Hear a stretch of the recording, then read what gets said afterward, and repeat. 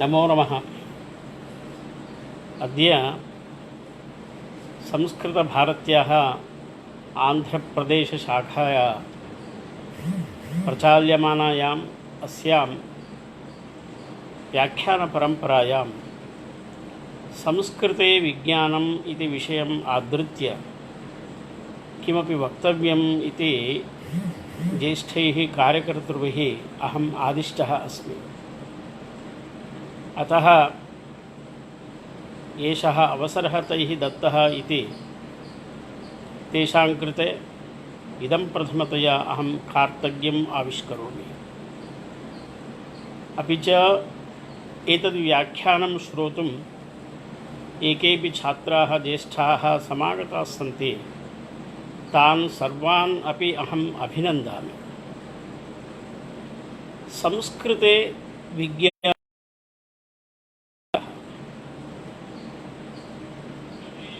संस्कृते विज्ञानं नाम किम् इति विषये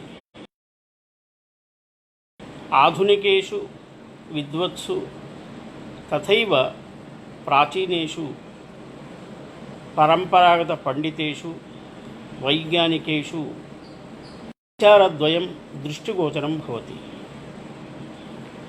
प्रथमः विचारः यत् संस्कृते विज्ञानं नाम किं स्यात्, न किमपि। संस्कृते तादृशं विज्ञानम् इदानीम् आदरणीयम् उदाहरणीयं विज्ञानं किमपि नास्ति इति एका मतिः। द्वितीया मतिः यत् संस्कृते सर्वमपि अस्ति। संस्कृते किं न स्यात्, संस्कृतं ज्ञाननिधिः, अतः समग्रमपि संस्कृते अस्ति।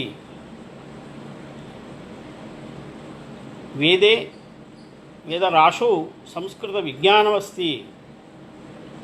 यथा वृषभो रोरवीति इति मन्त्रे ट्राक्टर् निर्माणम् अस्ति, अथवा भिन्नभिन्नसंस्कृतसाहित्यिकग्रन्थेषु विद्युच्छक्तेः उत्पादनशक्तिः तद्विषये वर्णनमस्ति इति वदन्तः केचन अतिवादिनः संस्कृते सर्वमपि अस्ति इति वदन्ति। एतद् विषयद्वयं विचारयामः चेत् प्रथमः विचारः मेकाले तथा तद् अनुयायिनां विचारः अस्ति संस्कृते किमपि नास्ति इति। संस्कृतसाहित्ये न, परन्तु सम्पूर्णे एशियाखण्डे अपि यत् साहित्यं दरीदृश्यते तत् साहित्ये किमपि आदरणीयं तत्त्वं नास्ति। अतः संस्कृतस्य अध्ययनम् अध्यापनं नावश्यकम् इति मेकाले प्रभृतयः वदन्ति। मेकाले 1835 तमे वर्षे संस्कृतशिक्षाविधानं विधास्यन् असौ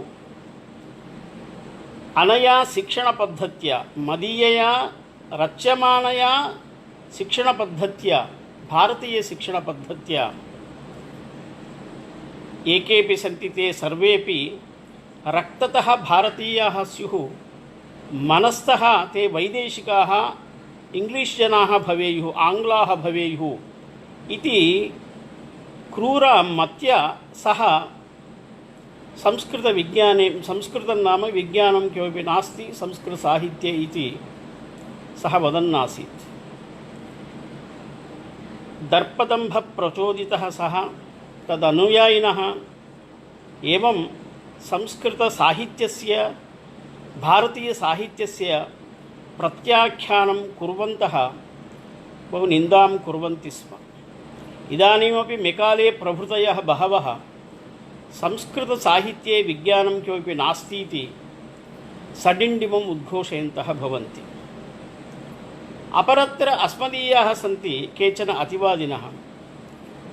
अस्माकं शब्दानां नानार्थताम् आश्रित्य, प्रकरणानां नाना अन्वयम् आश्रित्य एतदस्ति तदस्ति इति बहु वदन्तः भवन्ति, वितण्डवादं कुर्वन्तः भवन्ति। अतः पक्षद्वयम् अस्माकं पुरतः अस्ति।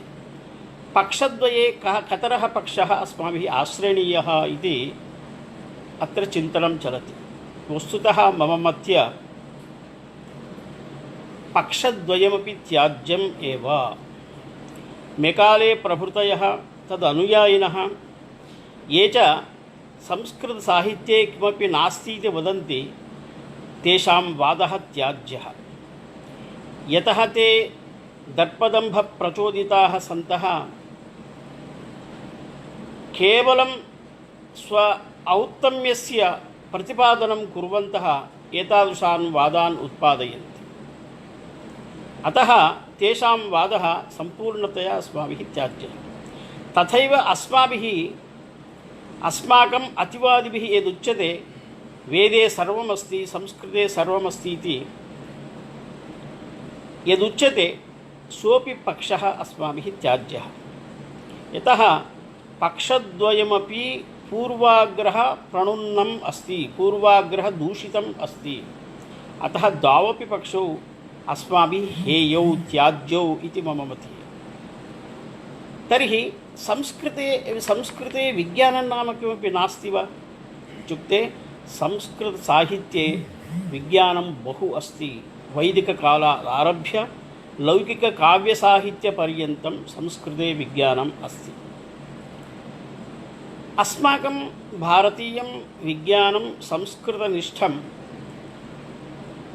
प्रकारद्वयेन वर्णयितुं शक्यते। एकेपि संस्कृतसाहित्ये वैज्ञानिकविषयाः अस्माभिः दरीदृश्यन्ते। तेषां केषाञ्चन विषयाणां म्यूजियं व्याल्यू अस्ति। अर्थात् यथा वस्तुसङ्ग्रहालये खड्गाः, रथाः, अन्यान्य युद्ध उपकरणानि अस्माभिः दृश्यन्ते, तेषाम् इदानीम् उपयोगिता नास्ति, परन्तु प्राचीनकाले तेषाम् उपयोगिता आसीत्। तादृशाः बहवः विषयाः येषां म्यूजियं व्याल्यू अस्ति, तादृशाः बहवः विषयाः सन्ति। एवं केचन तादृशाः विषयाः सन्ति ये इदानीं न भाविकालेपि अत्यन्तम् उपयोगिनः विषयाः, सार्वकालिकाः सार्वजनीनाः विषयाः अस्माकं संस्कृते सन्ति। अतः अस्माभिः ये सार्वकालिकाः सार्वजनीनाः येषाम् इदानीमपि प्रासङ्गिकता अस्ति, काण्टेम्पररि रिलेवेन्स् अस्ति, तादृशविषयाणां चर्चा करणीया भवति। अतः अद्य अस्मिन् प्रसङ्गे अस्मिन् व्याख्याने तादृशानां विषयाणां चर्चां वयं कुर्मः येषाम् इदानीमपि प्रासङ्गिकता अस्ति। न केवलम् इदानीं भाविकालेपि येषाम् उपयोगिता महती वरीवर्ति। तादृशविषयाः इदानीं चर्च्यन्ते। वस्तुतः भारतं प्रपञ्चस्य कृते त्रीणि प्रमुखानि उपायनानि दत्तवान्, भारतदेशः दत्तवान्। उपायनानि इत्युक्ते gifts. India has presented 3 incredible gifts to the world इति अहं भावयामि। येषाम् उपायनानाम् उपहाराणां प्रासङ्गिकता इदानीमपि अस्ति, गतकालेपि आसीत्, भाविकालेपि अस्ति। तानि कानि उपायनानि अत्यन्तम् अमूल्यानि कानि सन्ति इत्युक्ते एकम् उपायनं भवति आयुर्वेदः, द्वितीयम् उपायनं भवति योगशास्त्रं, तृतीयम् उपायनं भवति दर्शनशास्त्रं, दर्शनानि, अस्माकं दर्शनानि। आयुर्वेदः भूतेपि आसीत्, इदानीमपि अस्ति, भाविकालेपि उपयुज्यते। आयुर्वेदः समग्र प्रपञ्चस्य स्वास्थ्यस्य कृते एकम् अत्यन्तम् उपायनं, वरिष्ठं गरिष्ठम् अत्यन्तम् उपायनम् अस्ति। भारतदेशेन प्रपञ्चस्य कृते दत्तम् उपायनं। तथैव योगशास्त्रं, तथैव अस्माकं दर्शनानि अपि। एतानि अमूल्यानि 3 उपायनानि संस्कृतभाषा इति एकस्यां मञ्जूषायां स्थापयित्वा भारतदेशः प्रपञ्चस्य कृते प्रादात्।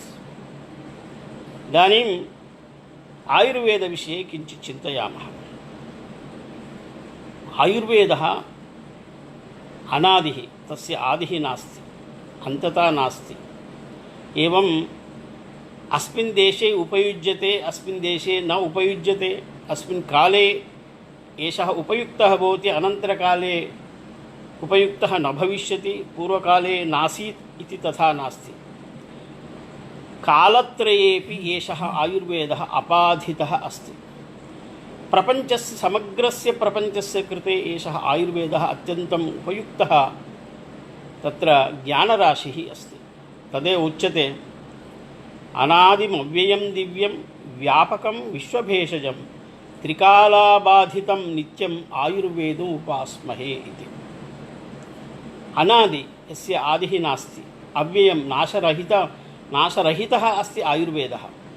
व्यापकं सर्वत्र एतद् व्यापकम् अस्ति। विश्वभेषजं समग्रस्य विश्वस्य कृते एतत् स्वास्थ्यकरं भेषजम् अस्ति। त्रिकालाबाधितं भूतेन भाविकालेन तथा वर्तमानकालेनापि अबाधितम् अस्ति एतत् शास्त्रम्। अतः आयुर्वेदः, तादृश आयुर्वेदः अस्माकम् अत्यन्तप्राचीनज्ञानराशिः इदानीमपि अत्यन्तं सर्वैः उपयुज्यते, आगामिकाले अपि उपयोक्ष्यते। तत्र कांश्चन विषयान् अहम् आयुर्वेदसम्बद्धान् इदानीम् अपि उपयुज्यमानान् अहम् उदाहरिष्यामि। उदाहरणार्थं हृदयं कथं स्पन्दते, हृदयं कथं कार्यं करोति इति विषये एकः अंशः इदानीं मया प्रस्तूयते। विलियम् हार्वे इति कश्चन ब्रिटिश् सैण्टिस्ट् 1628 तमे वर्षे हृदयं स्पन्दितुं, हृदयस्पन्दनार्थं देहे रक्तप्रसारः आवश्यकः इति प्रत्यपीपदत्। परन्तु सः रुधिरं रक्तं हृदये कथं वा एकत्रितं भवति इति न ज्ञातवान्। तदनन्तरकाले केचन पुनः सैण्टिस्ट् आगतवन्तः, तदनन्तरकाले ज्ञातवन्तः। परन्तु अस्माकं शास्त्रे, शतपथब्राह्मणे, नाडीविज्ञाने, आयुर्वेदशास्त्रेषु हृदयचालनस्य नाम फङ्क्षन् आफ् हार्ट् इत्यस्य समग्रप्रक्रिया वर्णिता अस्ति। हृदो रसो निस्सरति तस्मादेति च सर्वशः शिराभिर्हृदयं वैति तस्मात् तत्प्रभवाः शिराः इति भेलसंहिता इति भेलेन लिखितायां भेलसंहितायाम् अयं श्लोकः अस्ति। हृदो रसो निस्सरति, हृदयात् रसः नाम रक्तं निस्सरति, तस्मात् एति च सर्वशः, तस्मादेव हृदयात् विशुद्धिं प्राप्य रक्तं नाडीभ्यः सर्वत्र सर्वेषु अङ्गेषु प्रसरति। शिराभिः पुनः हृदयं वेति, पुनः शिराभिः हृदयपर्यन्तं पुनः आगच्छति इति भेलसंहितायां भेलः हृदयस्य सञ्चालनरीतिम् उक्तवान्। तत्सङ्कोचञ्च विकासञ्च स्वतः कुर्यात् पुनः पुनः इति नाडीविज्ञाने हृदयस्पन्दनविषये स्पष्टम् उक्तं। हृदयं डब् डब् इति शब्दं कुर्वत् तत्र सङ्कोचं विकासञ्च प्राप्नोति इति पूर्वमेव अस्माकं वैज्ञानिकैः ज्ञातपूर्वः अयं विषयः। संस्कृतसाहित्ये तादृशाः शतशः सहस्रशः शब्दाः सन्ति, ये च वैज्ञानिकाः शब्दाः सन्ति। इत्युक्ते विज्ञानांशः, वैज्ञानिकांशः तस्मिन् शब्दे, शब्दव्युत्पत्तौ एव अस्माभिः परिदृश्यते। यदि शब्दव्युत्पत्तिं परिशीलयामः तर्हि तत्र समग्रवैज्ञानिकी प्रक्रिया तद्वस्तुविषये, वर्णितवस्तुविषये प्रतिस्फुरति। उदाहरणार्थं हृदयम् इति शब्दमेव स्वीकुर्मः। हृ द य इति त्रीणि अक्षराणि अस्मिन् शब्दे सन्ति।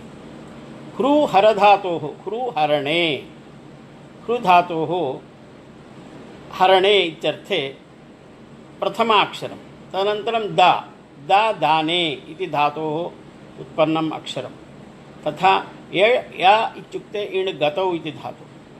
हृहरणे इत्युक्ते हृ नाम हरति, हरति नाम स्वीकरोति इत्यर्थः। दा इत्युक्ते दाने ददाति इत्यर्थः। या इत्युक्ते या प्रापणे नाम प्रापयति इत्यर्थः। इत्युक्ते हरतेः ददातेः अयतेः हृदयशब्दः।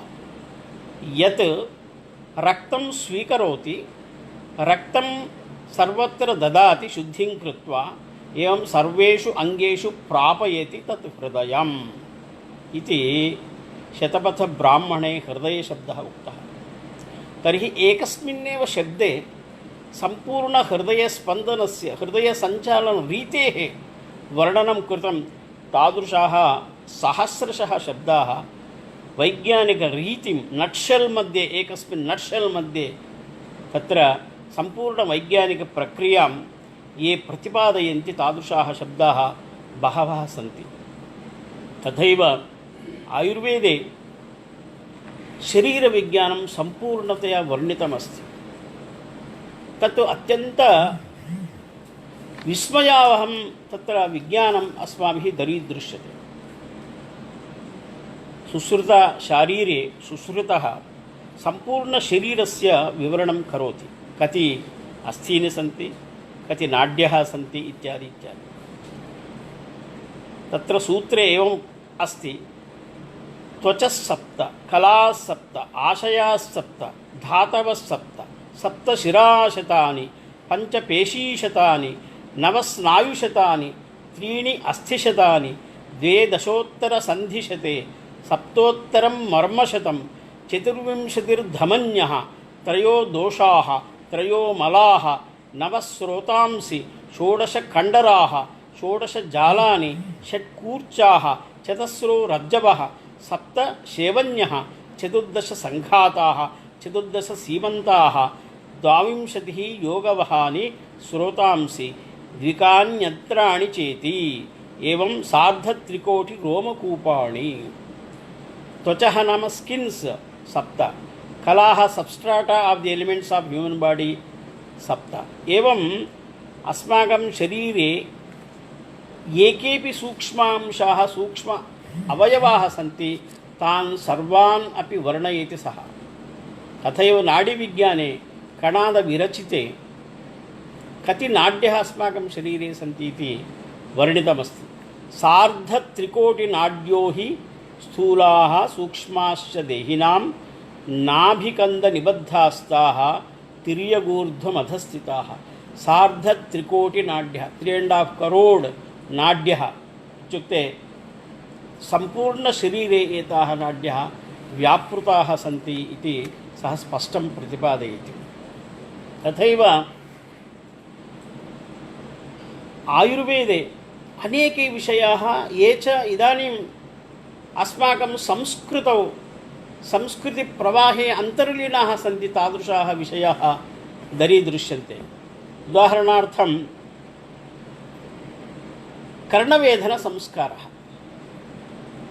अस्माकं हिन्दूसंस्कृतौ बालानां शिशूनां कृते कर्णवेधनं कुर्मः। इत्युक्ते कर्णे छिद्रं कृत्वा तत्र अलङ्करणार्थं ताटङ्कं, रिङ्ग् नाम ताटङ्कः इत्युक्ते कर्णाभरणं स्थापयामः। एषः कश्चन आचारविशेषः अस्माकम् अस्ति। तर्हि स च आचारविशेषः किमर्थम् अस्माकं प्रवाहे, संस्कृतिप्रवाहे समागतः इति चेत्, अष्टाङ्गहृतये वाग्भटविरचिते कुमारभरणप्रकरणे, कुमारभरणप्रकरणम् इति एकं चाप्टर् अस्ति, तत्र अयं विषयः वर्णितः। कर्णवेधनसंस्कारः किमर्थं करणीयः? सः वदति वाग्भटः, रक्षणं भूषणं च कर्णवेधनसंस्कारस्य प्रधानं प्रयोजनम् इति। भूषणम् इत्युक्ते अलङ्कारः। इत्युक्ते शिशोः कर्णच्छेदनं कृत्वा वयम् अलङ्कारार्थम् एकम् आभरणं स्थापयामः, अलङ्कारार्थं सम्यक् भवति। तत्र कापि वैज्ञानिकता नास्ति। परन्तु सः वदति रक्षणार्थं च इति। रक्षणमपि अस्ति इति वदति। इत्युक्ते कथं कर्णवेधनसंस्कारेण शिशोः रक्षणं भवति इत्युक्ते, यदा अत्र छिद्रं क्रियते, कर्णस्य छिद्रं क्रियते शिशूनां, तदा अत्यंत परिमित मात्रायां बैक्टीरिया अंतः गच्छति। बैक्टीरिया यदा अंतः गच्छति तेन बैक्टीरिया सह युद्धं कर्तुं शरीरे रोगनिरोधकशक्तिः वर्धते। नान् स्पेसिफिक् इम्यूनिटी इति वयं वदामः। नान् स्पेसिफिक् इम्यूनिटी वर्धते। तद्वर्धनार्थं नाम शिशूनां रोगनिरोधकशक्तिं वर्धयितुं कर्णवेधनसंस्कारः करणीयः इति स्पष्टतया सः वर्णयति। 6-7-8 मासेषु नीरुजस्य शुभे अहनि शुभे मुहूर्ते शुभे दिने स्वस्थस्य शिशोः प्रायः 6 अथवा 7 मासेषु कर्णौ हिमागमे विद्येत धात्रिङ्कस्थस्य सान्त्वयन्। नाम हिमागमे प्रायः विंटर् मध्ये शीतकाले तस्य कर्णवेधनसंस्कारः करणीयः इति समग्र प्रक्रिया कर्णवेधनसंस्कारस्य प्रक्रिया तत्र वर्णिता अस्ति। एवं अस्माकं आयुर्वेदसूत्राणि आयुर्वेदे वर्णिताः बहवः नियमाः अस्माकं हिन्दूसंस्कृतौ आचाररूपेण पद्धतिरूपेण समागताः सन्ति। एवं आयुर्वेदे सार्वकालिकाः सार्वजनीनाः नियमाः वर्णिताः सन्ति। यथा मया पूर्वमुक्तम् आयुर्वेदः अनादिः अव्ययश्च, अतः तेन प्रोक्ताः नियमाः सर्वे अपि नियमाः तत्र त्रैकालिकाः भवन्ति। एवं सर्वकालेषु तेषां सर्वदेशेषु उपयोक्तुं शक्यन्ते। तादृशविषयान् अहं किञ्चिदिव उदाजिहीर्ष्यामि। देहः आहारसम्भवः इति वयं सर्वे जानीमः। We are that what we eat. तदर्थं चरकः वदति यदा देहः आहारसम्भवः आहारेण देहस्य पोषणं देहस्य रक्षणं भवति तर्हि तादृश आहारः कथं स्वीकार्यः इति। सः वदति न रागात् नाप्यविज्ञानात् आहारान् उपयोजयेत्। न रागात् आसक्त्या रुचिः अस्ति इति अधिकतया किमपि न खादनीयम्। एकस्य मधुरे रुचिः भवति, मधुरं बहु खादति, तर्हि मधुरम् अत्यन्तं मधुरम् इति कृत्वा तस्य माधुर्यं सः आस्वादन अधिकं न खादेत्। रागात् इत्युक्ते आसक्त्या रुचिः अस्ति इति अधिकं न खादेत्। न अविज्ञानात् नाम कः पदार्थः मया खाद्यते तस्य खादनेन आहारे कीदृशः विकारः वा नो चेत् पोषणं वा कथं भवति इति आहारविषये सम्यग्तया समग्रतया विज्ञाय विषयं खादेत्। अतः न रागात् नापि अविज्ञानात् आहारान् उपयोजयेत्। परीक्षहितमश्नीयात्। परीक्षणपूर्वकं यः आहारः स्वीक्रियते किं स च आहारः मदर्थं युक्तः मम स्वास्थ्यार्थं सः उपयुक्तः भवति इत्यादि सम्यक् परीक्ष्य आहारः सेव्यः इति वदति चरकः। एवं अत्याहारः त्याज्यः इत्यपि वदति। नात्यश्नतस्तु योगोऽस्ति इति गीता वदति। योगाभ्यासः क्रियते तर्हि अधिकखादनेन योगाभ्यासेन किमपि फलं न सिद्ध्यति। अतः नात्यश्नतस्तु योगोऽस्ति। अन्यत्र गीतायां लघ्वाशी ब्रह्मभूयाय कल्पते। यदि मितं खादति सः तर्हि सः ब्रह्मभूयाय कल्पते इति वदति। तथैव यच्चाहारं शरीरस्य धातुसाम्यकरं नरः सेवते विविधाश्चान्याः चेष्टास्य सुखमश्नुते। यः आहारः स्वीक्रियते स च आहारः सर्वेषां सप्तधातूनां साम्यं कल्पयति। तादृश आहारः स्वीकरणीयः। एवं तादृश्यः चेष्टाः करणीयाः तर्हि सः तादृशमनुष्यः सुखम् अश्नुते इति चरकः वदति। एकः कश्चन अन्यः सिद्धान्तः अस्माकं हिन्दूसंस्कृतौ आचाररूपेण समागच्छति। यस्य सिद्धान्तः आयुर्वेदे अन्यत्र च धर्मशास्त्रग्रन्थेषु वर्णितः अस्ति। स च उपवासः। बहवः एकादश्यां शनिवासरे केचन मङ्गलवासरे भिन्नभिन्नवासरेषु उपवासं कुर्वन्ति। तस्य उपवासस्य किं माहात्म्यम् इति वैज्ञानिकरीत्या अस्माभिः कदाचित् स्पष्टं प्रतिपादितं न स्यात्। परन्तु इदमिदानीं 2016 तमे वर्षे कश्चन जपान् देशीयः मेडिकल् सैण्टिस्ट् योशिनोरी ओशुमी इति कश्चन सः एतद् उपवासविषये एकं नोबेल् प्रैज़् प्राप्तवान् आसीत्। वस्तुतः उपवासविषये सः न जानाति, परन्तु यदा तस्य सिद्धान्तः भवति आटोफेजी थीरी इति। आटोफेजी थीरी पुरस्कृत्य तेन नोबेल् पुरस्कारः प्राप्तः।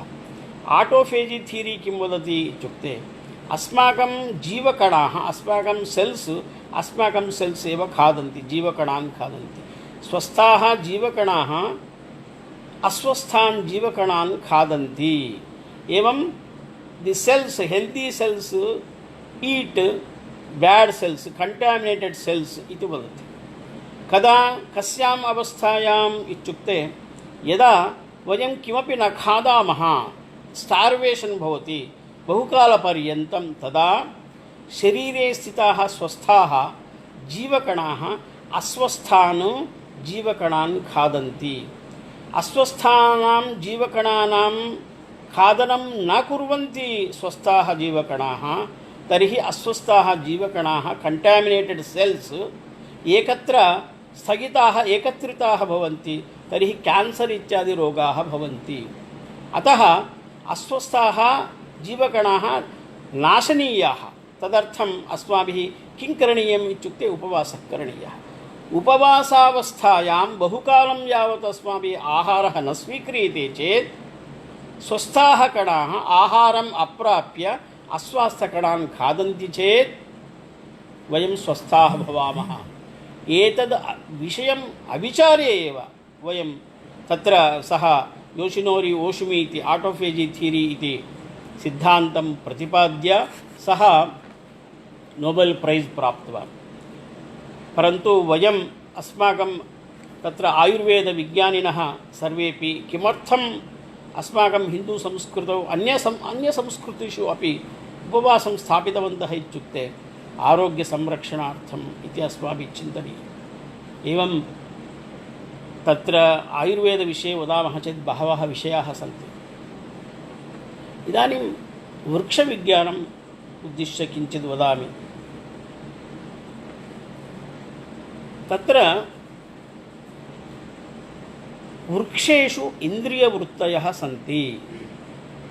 वृक्षेषु इन्द्रियवृत्तयः सन्ति इत्युक्ते वृक्ष यथा वयम् अथवा पशवः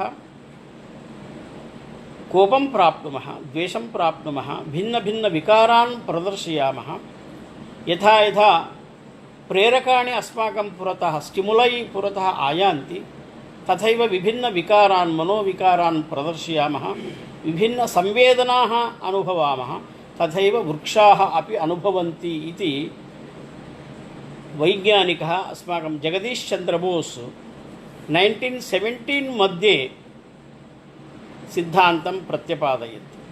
सः एकं यन्त्रविशेषम् आविष्चकार, तन्नाम रेसोनेंट कार्डियोग्राफ इति। रेसोनेंट कार्डियोग्राफ इति तेन उक्तं सर्वे अपि वृक्षाः इन्द्रियाणि धरन्ति। सः वदति, तस्य कोटिंग करोमि, The telltale charts of my cresograph are evidence for the most spectacle that plants have a sensitive nervous system and a varied emotional life. Love, hate, joy, fear, pleasure, pain, excitability, stupor, countless other appropriate responses to a stimuli are as universal in plants as in animals. पशुषु मानवेषु याः संवेदनाः अस्माभिः दरीदृश्यन्ते ताः संवेदनाः वृक्षेषु अपि भवन्ति इति स्पष्टतया वदति। तर्हि तदेव अस्माकं एषः यः सिद्धान्तः अस्ति, सः सिद्धान्तः पूर्वकाले अस्माकं साहित्ये वर्णितः अस्ति। वृक्षाः इन्द्रियवृत्तयः इति। तत्र महाभारते शान्तिपर्वणि एवं मोक्षधर्मपर्वणि शान्तिपर्वतान्तर्गतमोक्षधर्मपर्वणि इति विषयाः सर्वेपि उक्ताः सन्ति। उदाहरणार्थम् ऊष्मतो म्लानपर्णानां त्वक्फलं पुष्पमेव च म्लायते चैव शीतेन स्पर्शस्तेनात्र विद्यते। इत्युक्ते स्पर्शज्ञानं वृक्षेषु भवति। यतः उष्णकाले उष्णकारणतः पत्राणि वृक्षस्य पर्णाः पतन्ति। उष्मतो म्लानपर्णानां त्वक्फलं पुष्पमेव च, एवं तस्य त्वक् पतति, फलमपि भवति। म्लायते चैव शीतेन, शीतकाले शीतस्पर्शेन शैत्यस्पर्शेन म्लानं प्राप्नोति तस्य त्वक्, तस्य पर्णाः अपि। अतः अनेन ज्ञायते यत् वृक्षाणां तत्र स्पर्शज्ञानम् अस्ति। एवं तथैव श्रोत्र नाम श्रवणज्ञानमपि अस्ति। श्रवणेन्द्रियं श्रवणसंवेदना अपि वृक्षेषु भवति इति महाभारतं वर्णयति। वायव्यज्ञशनिनिष्पेषैः फलपुष्पं विशीर्यते श्रोत्रेण गृह्यते शब्दः तस्मात् शृण्वन्ति पादपाः इति। इत्युक्ते महान् वायुः प्रभञ्जनम् आयाति, विपरीतवेगेन वायुः आयाति, एवं विपरीत अग्निः दहति, तर्हि किं भवति? तत् वेगेन अग्नेः वेगेन दाहेन तथैव वायोः चलनवेगेन फलपुष्पं विशीर्यते। वृक्षाणां फलानि पुष्पाणि अधः पतन्ति, एवं विशीर्यन्ते। अतः स्पष्टं भवति वायोः शब्देन तथैव एवं अशनिपातादीनां शब्देन अग्निशब्देनापि तत्र वृक्षाः स्पन्दनं प्राप्नुवन्ति, संवेदनाः प्राप्नुवन्ति इति स्पष्टं भवति। तथैव वृक्षाणां दर्शनशक्तिः अपि अस्ति, नाम विजुवल् रिसेप्टिविटी अपि अस्ति। वल्ली वेष्टयते वृक्षं सर्वतश्चैव गच्छति न ह्यदृष्टेश्च मार्गोऽस्ति तस्मात् पश्यन्ति पादपाः। वल्ली वेष्टयते नित्यं, नाम वेल्ली इत्युक्ते क्रीपर्, लता तत्र पादपम् आश्रित्य अग्रे अग्रे पुरतः गच्छति। सर्वतश्चैव गच्छति, यत्र यत्र शाखाः सन्ति वृक्षस्य शाखाः आवृत्य वल्ली उपरि गच्छति।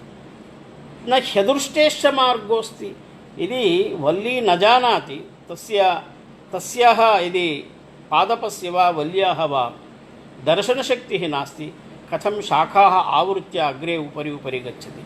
अतः अनेन स्पष्टं भवति तर्हि वल्याः पादपानां दर्शनशक्तिः अस्ति। एवं तत्र भिन्नभिन्न इन्द्रियवृत्तीनां विषये स्पष्टतया अत्र यथा चन्द्रबोस् अस्माकं वैज्ञानिकः ज्ञातवान् तत्सर्वम् अत्र पूर्वमेव वर्णितमस्ति। एवं अथर्ववेदे औषधीनां विवरणं बाहुल्येन उपलभ्यते। यदि रेफरेन्सेस् भवन्तः इच्छन्ति महाभारतं पश्यन्तु, अर्थशास्त्रं पश्यन्तु, तथा धन्वन्तरनिघण्टुः, राजनिघण्टुः, अमरकोशः, एवं पराशरवृक्षायुर्वेदः, सारङ्गधरसंहिता इत्यादि बहवः तत्र ग्रन्थविशेषाः। एतेषु ग्रन्थविशेषेषु समग्रतया बॉटनी विषये अनेके विषयाः वर्णिताः सन्ति। पराशरस्य वृक्षायुर्वेदे वृक्षाणां दोहदक्रिया विषये, वृक्षाणां रोगस्य विषये, रोगनिदानानां, रोगलक्षणानां विषये, रोग उपशमनानां विषये तत्र वर्णनम् अस्माभिः समुपलभ्यते। तथैव इदानीम् अन्यं विषयं परिशीलयामः, यतः स्वल्पे एव समये बहवः विचाराः अस्माभिः विचारणीयाः सन्ति। अस्माकं संस्कृतसाहित्ये तादृशः ज्ञानराशिः समुपलभ्यते, तर्हि विशेषतया वर्णोच्चारणप्रक्रिया विषये कथं वयं वर्णान् उच्चारयामः, वर्णानाम् उच्चारणसमये कानि कानि तत्त्वानि अस्माकं शरीरे प्रभावितानि भवन्ति इति विषये स्पष्टतया वर्णोच्चारणप्रक्रिया वर्णिता अस्ति।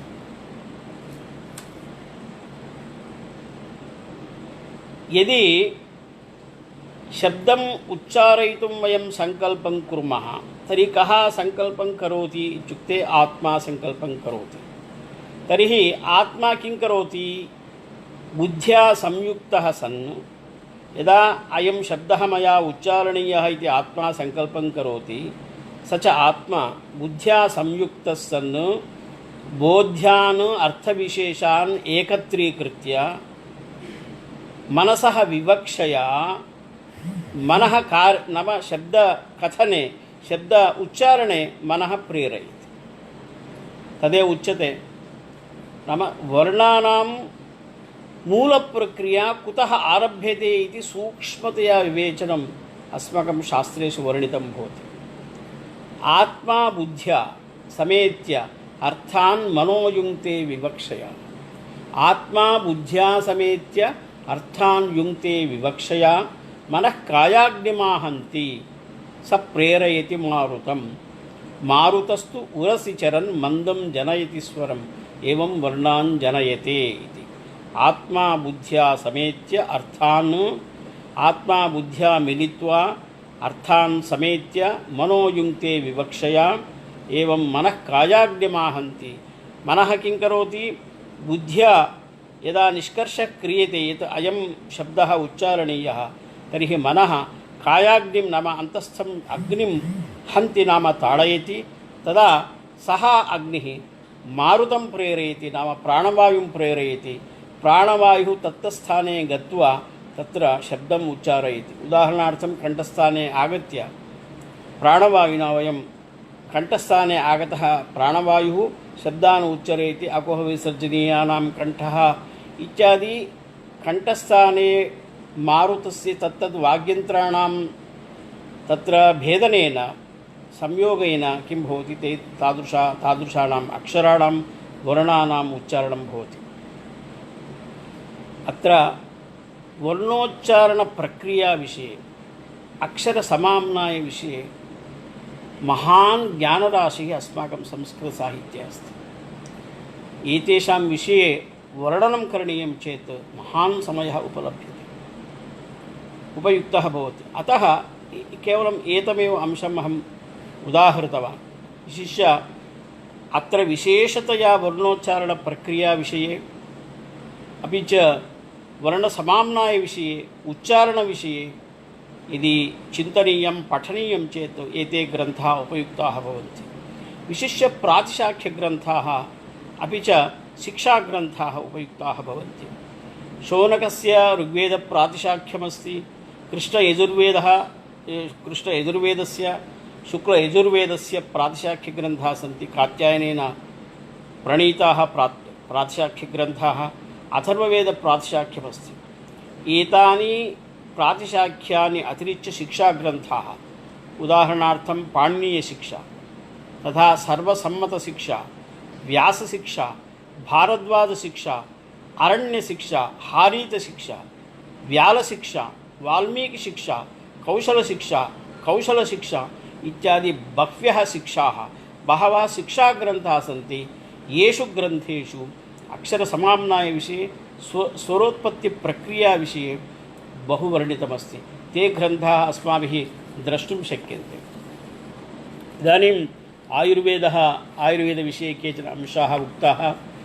एवं वर्णोत्पत्तिप्रक्रियाविषये वृक्षविज्ञानविषये केचन अंशाः उक्ताः।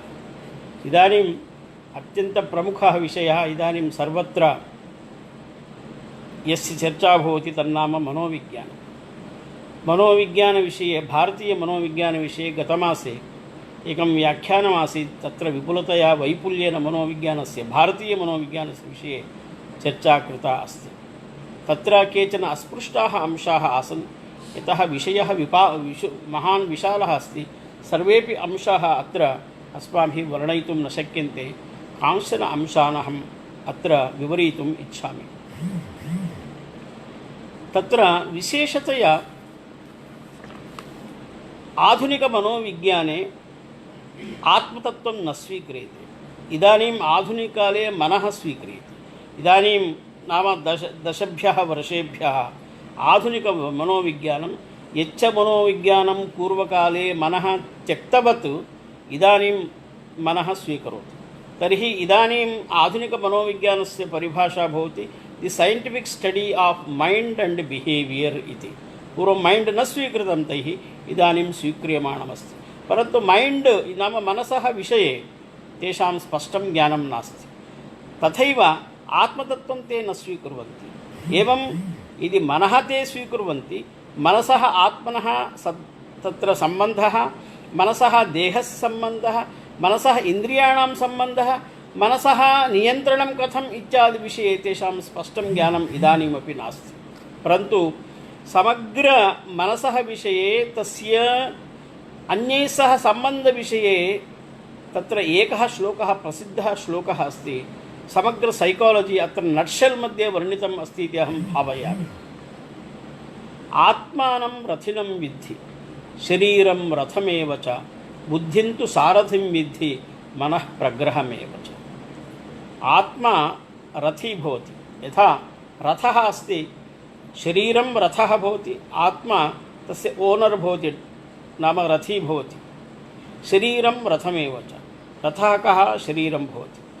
बुद्धिं तु सारथिं विद्धि, युक्ता इत्युक्ते विचक्षणज्ञानवती बुद्धिः, अत्र गन्तव्यम् अत्र न गन्तव्यम् इति निर्णयात्मिका शक्तिः या अस्ति, सा शक्तिः अन्तःकरणप्रवृत्तिः बुद्धिः भवति। स च सा बुद्धिः सारथिर्भवति। मनः प्रग्रहमेव च, नाम बुद्धेः नियन्त्रणे मनः भवति। यदि बुद्धिः समीचीना भवति तर्हि मनः नियन्त्रितं भवति। तच्च मनः आत्मनः प्रकाशेन कार्यं करोति। इन्द्रियाणि हयानाहुः, हयाः अश्वाहके अस्माकम् इन्द्रियाणि, चक्षुरिन्द्रिय, पञ्चेन्द्रियाणि यानि सन्ति तानि ज्ञानेन्द्रियाणि सर्वाण्यपि इन्द्रियाणि मनसा बद्धानि इन्द्रियाणि भवन्ति। तर्हि सारथिः सम्यगस्ति, बुद्धिः सम्यगस्ति, स्थिरा बुद्धिः भवति। सः मनसः निग्रहणेन हयान् इत्युक्ते इन्द्रियाणि ग्रहीतुं शक्नोति, नियन्तुं शक्नोति। तथैव इन्द्रियाणि हयानाहुः विषयांस्तेषु गोचरान् आत्मेन्द्रिय मनोयुक्तं भोक्ता इत्याहुः मनीषिणः। कः भोक्ता इत्युक्ते कः विषयान्, प्रपञ्च विषयान् कः अनुभवति, सः भोक्ता। सः कः इत्युक्ते आत्मा इन्द्रिय मनसा युक्तः, स एव आत्मा। नाम यत् व्यक्तित्वं नाम किम् इत्युक्ते, व्यक्तित्वम् आत्मरहितं भवितुं नार्हति, मनोरहितं भवितुं नार्हति, इन्द्रियरहितं भवितुं नार्हति। इदानीं व्यक्तित्वम् इति मनोविज्ञाने कश्चन महान् विचारः अस्ति। यद्विषये फ्राय्ड् 40 वर्षाणि अनेकेषां रोगिणां परीक्षापूर्वकं व्यक्तित्वं निरूपयतु, अनेकानि प्रतिरूपणानि, मोडल्स् सः निर्मितवान्। सः आत्मानं न स्वीकरोति। तर्हि किं नाम व्यक्तित्वम् इत्युक्ते आत्मेन्द्रिय मनोयुक्तमेव व्यक्तित्वं। यत्र आत्मापि भवति, मनः अपि भवति, बुद्धिः भवति, समग्रं शरीरं भवति, तत्सर्वम् एकात्मयुक्तम् एव व्यक्तित्वं भवति। एषः फ्राय्ड् महोदयः व्यक्तित्वं निरूपयन् अस्माकं व्यवहारं कः नियच्छति, कः नियन्त्रयति इति सम्यक् प्रत्यपादयति। तेन अनेकानि प्रतिरूपणानि इत्युक्ते मोडल्स् निर्मितानि, सिद्धान्तितानि सन्ति। एकं मोडल् भवति ड्रैव् मोडल् इति। ड्रैव् मोडल् फ्राय्ड् मते अत्यन्तं प्रसिद्धं। ड्रैव् नाम यत् नियच्छति, यत् व्यापारयति, तद् ड्रैव् भवति। सः वदति कामः क्रोधः एतद्वयम् अपि, लस्ट् अण्ड् अग्रेसिव् नेचर् अण्ड् लस्ट्, द्वावपि तत्त्वद्वयमपि अस्माकं व्यवहारं नियच्छति। अस्माकं व्यवहारः कामाधीनः भवति, एवम् अस्माकं व्यवहारः क्रोधाधीनः भवति इति वयमपि अङ्गीकुर्मः। कामः क्रोधः अत्यन्तप्रधानो अस्माकं व्यवहारस्य नियन्त्रकौ इति वयमपि अङ्गीकुर्मः। अत एव उक्तं मन्त्रवर्णे यत् कामः कर्ता नाहं कर्ता, कामः कारयिता नाहं कारयिता इति। परन्तु एतत् सत्यमेव। यथा फ्राय्ड् महोदयेन उक्तं कामः क्रोधः, काम एष क्रोध एषः रजोगुणसमुद्भवः, महाशनो महापाप्मा विध्येनम् इह वैरिणम् इति भगवद्गीता अपि वदति। कामेन एव अस्माकं व्यवहारः चलति, क्रोधेन एव अस्माकं व्यवहारः चलति, अग्रेसिव्नेस् अवश्यं भवेदेव। परन्तु किम् एतत् सम्पूर्णं तथ्यं, सम्पूर्णतथ्यम् इति वयम् अङ्गीकर्तुं न शक्नुमः। केवलं कामेन एव संसारः चलति, कामेन एव अस्माकं व्यवहारः नियन्त्रितो भवति इति वक्तुं न शक्यते। निष्कामकर्मनिरताः जितकामाः तपस्विनः अनेके पूर्वं बभूवुः, इदानीमपि सन्ति। निष्कामतया कामरहितभावनया अपि व्यवहारः करणीयः, कार्यं करणीयम् इति कान्सेप्ट् आधुनिकमनोविज्ञाने नास्ति। निष्कामभावना इति काचन उदात्तभावना यस्याः भावनायाः विषये, नाम निष्कामकर्मभावना अपि व्यवहारं नियच्छति इति विषयं न फ्राय्ड् जानाति, न आधुनिकमनोविज्ञानी कोऽपि न जानाति। तादृशी कल्पना एव तेषां नास्ति। एवं वैदेशिकदेशिकानां मते अकामनया कर्मभावना, स्त्रीमात्रे मातृत्वभावना, एवं विश्वबन्धुत्वभावना इति याः उदात्तभावनाः सन्ति, तेषां भावनानां विषये स्पष्टतया वर्णितुं न भवति। अन्यः विषयः भवति यत् स्मृतिविषये। स्मृतिः, मेमोरि अपि मनोविज्ञाने कश्चन महान् पक्षविशेषः, विषयविशेषः भवति। यद्विषये वयं पठामः शिक्षाशास्त्रे कक्षासु। स्मृतिः आहारेण वर्धते इति अस्माकं मतं। विशेषया छान्दोग्योपनिषदि एते मन्त्राः आयान्ति। यथा आहारः तथा शरीरं, यथा आहारः तथा स्मृतिः। आहारशुद्धौ सत्त्वशुद्धिः, सत्त्वशुद्धौ ध्रुवा स्मृतिः, स्मृतिलाभे सर्वग्रन्थीनां विप्रमोक्षः इति। आहारशुद्धौ सत्त्वशुद्धिः। यदि आहारः शुद्धः पवित्रः भवति, तादृश आहारेण सत्त्वं वर्धते, बलं वर्धते, आत्मिकं बलं वर्धते। एवं सत्त्वशुद्धिः भवति चेत् स्मृतिः ध्रुवा भवति, चिरस्थायिनी स्मृतिः भवति। तर्हि तादृशस्मृतिः अस्माभिः प्राप्तुं शक्यते यया स्मृत्या वयं पूर्वजन्मरहस्यानि अपि ज्ञातुं शक्नुमः इति छान्दोग्योपनिषद् भाष्ये स्पष्टतया वर्णितं भवति। अतः स्मृतिः आहारेण पोषिता भवति इति अस्माभिः अवश्यं ज्ञातव्यम्। अतः उत्तमः शुद्धः आहारः अस्माभिः स्वीकार्यः। एवम् अस्माकं भारतीयविज्ञाने मनोविज्ञानविषयकाः बहवः सन्ति। मनः अन्नमूलम् इति एकः सिद्धान्तः। औपनिषदाः वदन्ति मनः अन्नेन पोषितं भवति इति। अन्नमशितं त्रेधा विधीयते, तस्य यस्थविष्ठो धातुः तत्पुरीशं भवति, यो मध्यमः तन्मांसं भवति, यो अनिष्ठः तन्मनः भवति इति उपनिषद् वदति। नाम अश्यमानस्य अन्नस्य यः सूक्ष्मः ऊर्ध्वभागः भवति तद्मनः भवति। यथा वयं दुग्धं क्वथयामः, उष्णीकुर्मः, तर्हि उपरि उपरि एतत् आयाति, सः अणुविभागः भवति। तथैव अश्यमानस्य खाद्यमानस्य अन्नस्य यः सूक्ष्मपदार्थः भवति सः मनः भवति। एवं यः तत्र स्थूलभागः भवति सः पुरीशं भवति, यो मध्यमभागः भवति तद् मांसं भवति। अतः सूक्ष्मभागः यः भवति तद् अन्नं भवति। यदा अन्नं वयं बहुकाल यावत् आहारं न स्वीकुर्मः तर्हि शनैः शनैः अस्माकं मनः अत्यन्तं बलहीनं भवति, अस्माकं स्मृतिः बलहीना भवति। तर्हि एतादृश उदाहरणानि, बहूनि उदाहरणानि तत्र अस्माकं मनोविज्ञाने सन्ति, भारतीयमनोविज्ञाने। परन्तु मनः अन्नमूलम् इति विषयम् आधुनिकवैज्ञानिकः न जानन्ति। एवं अस्माकं भयस्य किं कारणं, मूलं कारणं किम् इति विषयेपि स्पष्टतया लिखितं भवति अस्माकं प्राचीने मनोविज्ञाने। भयस्य मूलं कारणं, वाट् इस् द मेन एलिमेंट रीजन ऑफ फियर इति विषये। तत्र तैत्तिरीय उपनिषद् वदति यत् इतरं मत्तः इतरम् अस्ति इति भावनैव भयं जनयति इति।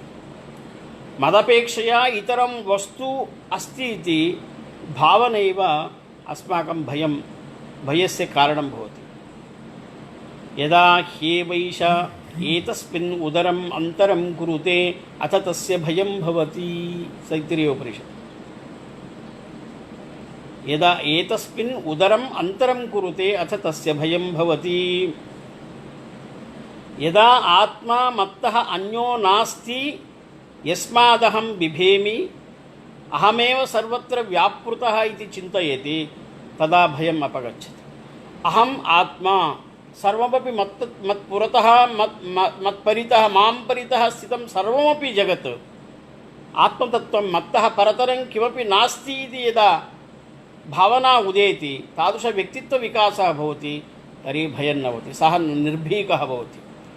तदेव उच्यते सो बिभेत् तस्मादेकाकी बिभेति यन्मदन्यत् नास्ति कस्मान्नु बिभेमि इति तत एवास्य भयं बीवाय द्वितीयाद्वै भयं भवति। द्वितीयाद्वै भयं भवति इति। द्वितीयाद्वै भयं भवति। द्वितीयात् नाम मत्तः परतरः अन्यः अस्ति इति अस्तित्वं भावना अस्ति, तद्भावनया भवति। अत एव उच्यते सर्वम् आत्मवशं सुखम् इति। सर्वम् आत्मवशं सुखम् इति। एवं मनोज्ञानविषये चिन्तयामः चेत् बहवः अंशाः तत्र सन्ति। तर्हि तत् परित्यज्य वयम् इदानीं प्रबन्धशास्त्रं उद्दिश्य किञ्चित् चर्चां कुर्मः। प्रबन्धशास्त्रविषये स्पष्टतया वर्णितं भवति। प्रबन्धशास्त्रम् इत्युक्ते मेनेज्मेण्ट्। तत्र द्वित्रान् अंशान् उदाहृत्य अहं मम व्याख्यानं विरंस्यामि। मेनेज्मेण्ट् विषये विशेषतया भगवद्गीता अस्माकम् अत्यन्त अमूल्यः ग्रन्थः अस्ति। तथैव अथर्ववेदः एवम् अन्ये ग्रन्थराशयः बहवः सन्ति यत्र प्रायः सम्पूर्णसाहित्ये संस्कृतसाहित्ये विकीर्णरूपेण बहवः अंशाः प्रबन्धशास्त्रसम्बद्धाः सन्ति। तत्र द्वित्रान् अंशान् अहम् उदाजहीर्ष्यामि। कः बैड् मैनेजर् कः भवति इति स्पष्टतया बैड् मैनेजर् कः भवति, गुड् मैनेजर् कः भवति, डिस्ट्रक्टिव् मैनेजर् कः भवति। प्रथमं बैड् मैनेजर् कथं भवति इत्युक्ते भगवद्गीता वर्णयति रागी कर्मफलप्रेप्सुः लुब्धः हिंसात्मकः अशुचिः हर्षशोकान्वितः कर्ता राजसपरिकीर्तितः। रागी इत्युक्ते रागः अस्य अस्ति इति रागी। Now who is always crazy for money fame and benefit तादृशः रागी भवति। सः नाम धनम् आयाति, यदि अहं कार्यं भवतः करोमि मम लाभः कः, मुझे क्या मिलेगा इति यः चिन्तयति, सर्वदा धनलोभी भवति, वस्तुलोभी भवति, तर्हि सः रागी भवति। एवं कर्मफलप्रेप्सु सर्वदा अनेन कर्मणा किं फलं प्राप्यते, फलं न प्राप्यते चेत् कर्म न करोमि इति कर्मफलाकाङ्क्षी भवति सर्वदा सः। एवं सः लुब्धः नाम बहु इच्छति, येन केनापि उपायेन धनम् अपि च विषयभोगम् इच्छति सः। एवं हिंसात्मकः, अन्यान् पीडयति। नाम सः यदि तादृशः बैड् मैनेजर् भवति, कस्मिंश्चित् कम्पनी मध्ये कार्यं करोति, तर्हि स्वीयसबार्डिनेट् सर्वानपि पीडयति, हिंसात्मकः भवति। अशुचिः इत्युक्ते तस्य व्यवहारे उत्कोचः इत्यादि भवति, उत्कोचादिकं स्वीकरोति, तस्य व्यवहारः सर्वः अपि तादृशः एव भवति। एवं यदा फलं प्राप्यते नाम साफल्यं लभ्यते कर्मणा, तर्हि अत्यन्तहर्षं प्राप्नोति। यदा फेल्यूर् भवति, पराजयं प्राप्नोति, शोकान्वितः भवति। तादृशः बैड् मैनेजर् रागी कर्मफलप्रेप्सुः लुब्धः हिंसात्मकः अशुचिः हर्षशोकान्वितः कर्ता राजसः परिकीर्तितः इति।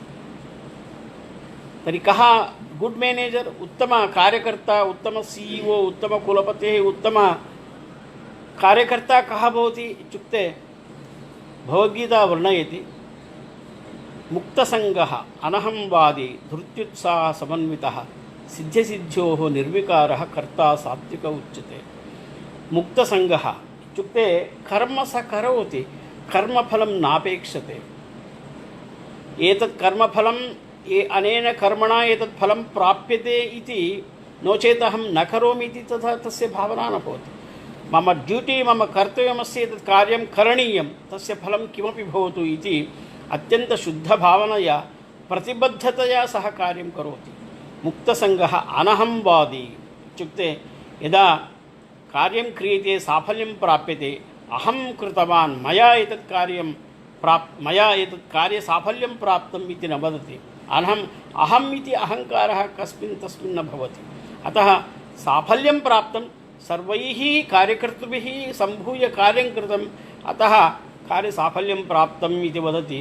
अतः मुक्तसङ्गः अनहंवादी धृत्युत्साहसमन्वितः, सर्वदा धैर्यं भवति, तस्य उत्साहः भवति, ఈజ్ रिस्क् टेकिङ्ग् पर्सनालिटी भवति। यदा किमपि कार्यं करणीयं तत्र रिस्क् अस्ति, समस्या अस्ति, तादृशकार्याणि सः धैर्येण करोति, उत्साहेन करोति। एवं हर्षशोकान्वितः मुक्तसङ्गः अनहंवादी धृत्युत्साहसमन्वितः सिद्ध्यसिद्ध्योः निर्विकारः।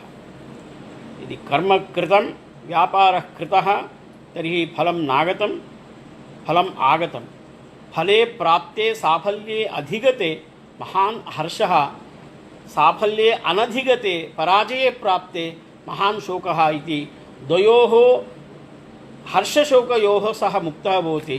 पुनः कार्यं कुर्वन्नेव भवति, महान् हर्षः नास्ति, महान् शोकः नास्ति। तर्हि मुक्तसङ्गः अनहंवादी धृत्युत्साहसमन्वितः सिद्ध्यसिद्धोः निर्विकारः कर्ता सात्विक उच्यते। प्रबन्धशास्त्रस्य बहवः अंशाः अत्र अर्थशास्त्रे, गीतायाम् एवम् अन्येषु ग्रन्थेषु अस्माभिः दृष्टिगोचराः भवन्ति, विद्यमानाः सन्ति। अयं विषयः वस्तुतः संस्कृते विज्ञानमिति विषयः महान् विपुलः अस्ति। तर्हि मम अभिप्रायः एवमस्ति, तान् विषयान् उद्दिश्य वयं सडिण्डिमम् उद्घोषयामः। ये च विषयाः अस्माभिः सम्यक् प्रतिपादयितुं शक्यन्ते, सम्यक् निरूपयितुं शक्यन्ते, ये च विषयाः इदानीं प्रासङ्गिकाः सन्ति, तान् विषयान् आधृत्य वयं संस्कृते विज्ञानमस्ति इति निरूपयामः। तदेव अस्माकम् उचितं भवति इति अहं भावयामि। एतादृशम् अवसरं दत्तवद्भ्यः संस्कृतभारत्याः ज्येष्ठकार्यकर्तृभ्यः अहं कार्तज्ञपरम्पराम् आविष्कृत्य विरमामि। धन्यवादाः, नमस्काराः।